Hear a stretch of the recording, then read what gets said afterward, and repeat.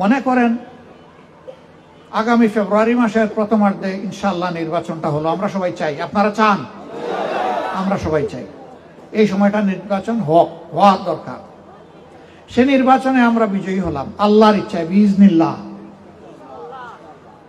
আমরা শপথ নিলাম, 1 মাস পরেই আপনারা বললেন কই, আপনি তো বলছিলেন সমাজ বদলাই দিবেন, বদলালো না তো। হ্যাঁ, ওই বদলানোর জন্য আমরা সবগুলো হাত একত্রিত করব।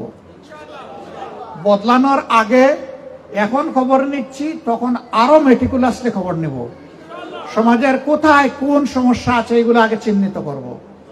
কোনটার আগে কোনটাকে গুরুত্ব দিতে হবে, প্রায়োরিটি, অগ্রাধিকার নির্ধারণ করব। তারপরে দেশবাসীকে জানাবো আগামী 1 মাস 100 দিনের এই হচ্ছে আমাদের পরিকল্পনা। আপনারা আমাদেরকে সাহায্য করুন।